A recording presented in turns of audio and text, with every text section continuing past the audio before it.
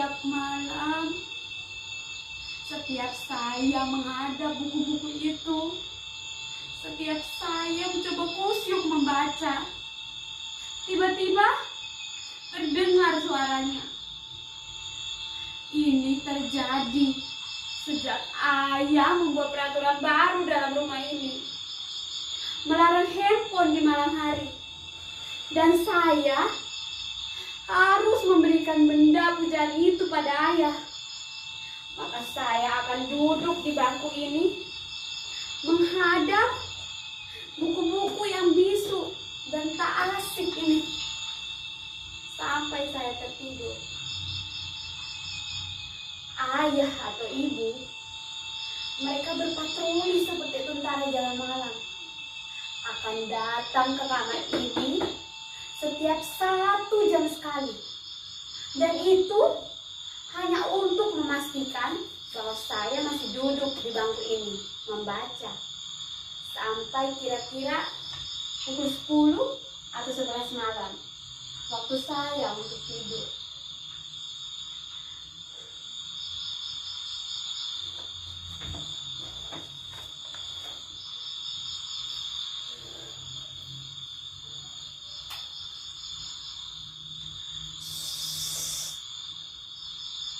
Sebentar lagi, sekitar 10 menit atau 25 menit lagi, salah satu dari mereka akan berpatroli di kamar ini.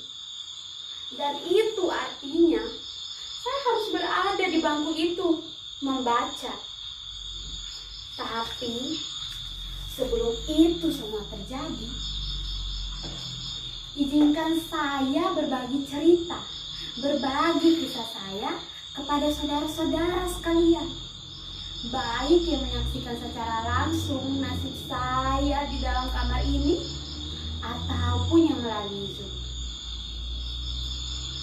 Saya sendiri bukannya tak berusaha. Segala daya upaya sudah saya kerahkan untuk bisa membaca dengan khusyuk dan bahagia. Saya juga sudah memotivasi diri saya dengan berbagai nasihat yang saya ingat, kata-kata mutiara, semboyan, pepatah. Contohnya, membaca adalah jembatan ilmu, atau membaca membuka jendela dunia, hingga pantun, yel-yel penyemangat belajar, hingga kritik tajam para pakar mengenai kecerdasan handphone. Semua itu sudah saya ingat. Tapi herannya, hal itu tidak juga membakar gairah dan semangat saya dalam membaca. Kalaupun bisa, mungkin hanya mempan 10 atau 15 menit saja. Setelah itu, menguap lagi. Sedangkan kritik tajam para pakar mengenai kecanduan handphone tidak juga mengurangi kerinduan saya untuk tetap bersama dan dekat dengan handphone.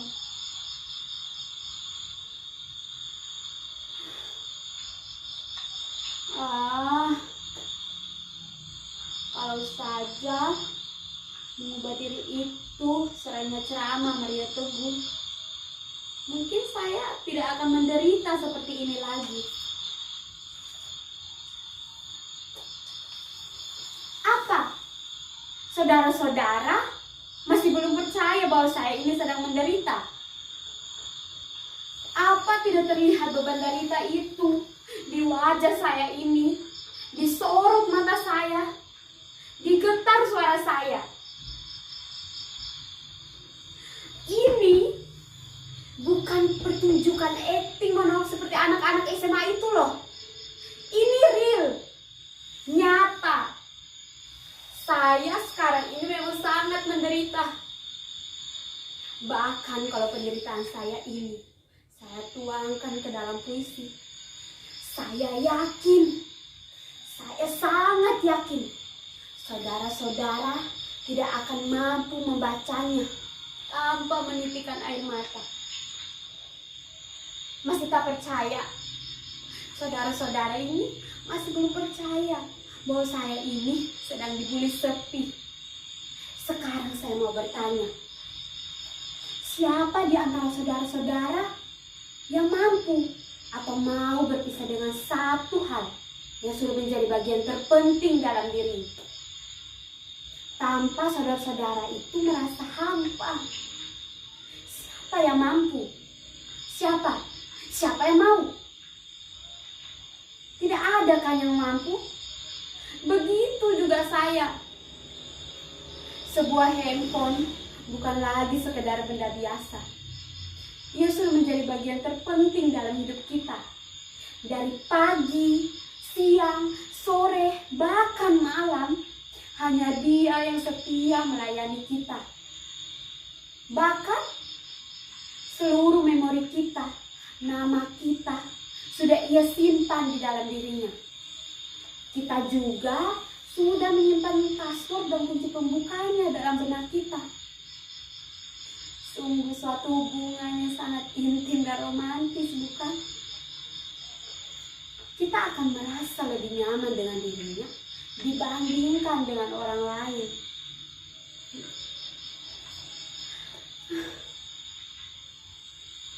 Oh, handphoneku. Betapa berat dan panjang jalan yang harus aku tempuh untuk bisa kembali bersamamu. Sejak pertama kali saya tahu membaca dan menulis, saya sudah menuliskan nama saya ke dalam dirinya. A-R-R-A-Y-A-N,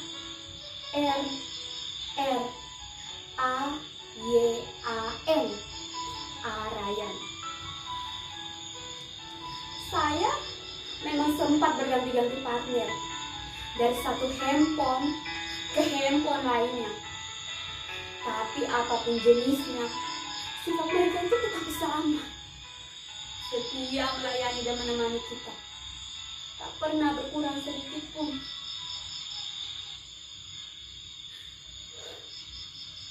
Bahkan semakin besar dan semakin setia mereka melayani kita. Coba saudara-saudara bandingkan kesetiaan dan konsistensi mereka dengan kita. Berganti partner, berganti pula sikap dan kebiasaannya. Apalagi pergantian pimpinan. Bisa semakin baik atau semakin anjlok mutunya.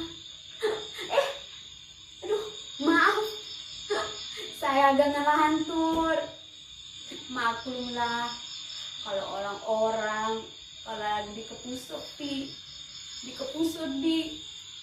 suka melayang-layang kemana pikirannya. Jadi, bagaimana sekarang? Masih belum jelas bahwa saya ini menderita. Saya menderita bukan karena berpisah dengan dirinya saja, tapi karena saya dihadapkan dengan dua hal secara bersamaan. Di satu sisi, saya tahu ayah dan ibu saya bertujuan baik pada saya. Mereka ingin saya maju dalam studi dan punya prestasi. Tapi di sisi lain, seluruh hidup saya, seluruh kesadaran saya sudah terbiasa hidup dengan Dia berada di sisi saya. Bahkan sebelum peraturan itu ada, saya sudah terbiasa tidur dengan Dia rebah di dada saya. Seperti ini. Atau dengan Dia berada di sisi saya. Tak pernah jauh-jauh dari saya. Kadang pula saat saya mengingat masa granatis kami, atau saat saya tak bisa menahan rindu padanya, saya ambil casingnya dan saya dekatkan ke dada saya seperti ini.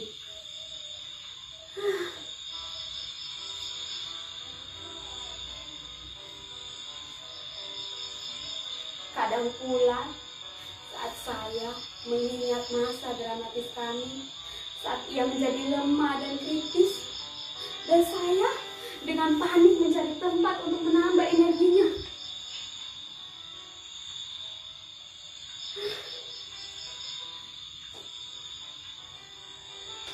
Tak ada yang lebih membahagiakan selain mendengar suara renyah dan riangnya.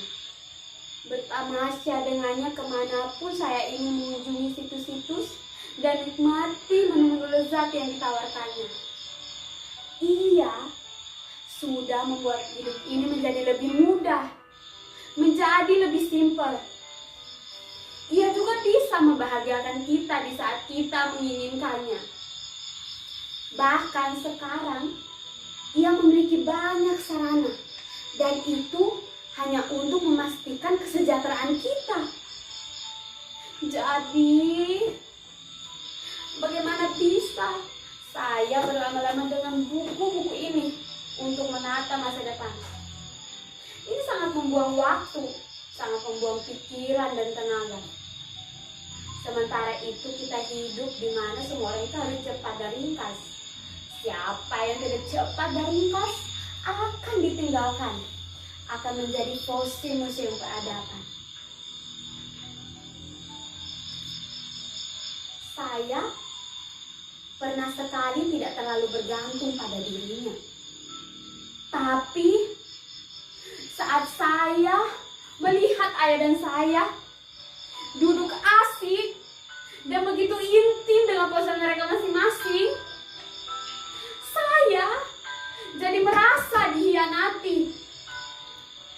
Sejak saat itu, kemampuan saya untuk menjauh dari dirinya semakin menurun. Bahkan sekarang, ia berada di dalam kepala saya. Ia berada di setiap detak jantung saya. Saya sudah teramat dalam mencintainya. Sangat dalam.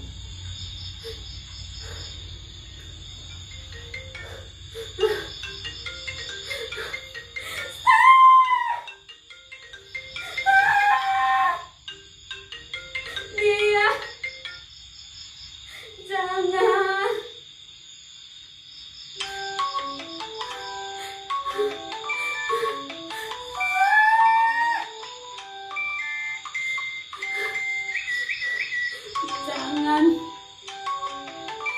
Jangan terlalu dalam kalian mencintainya. Arayan? Arayan? Arayan, ada apa nak?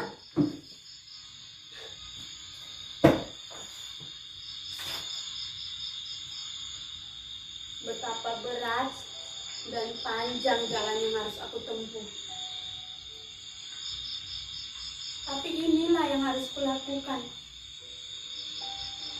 untuk mendapatkan kembali kelahiranku.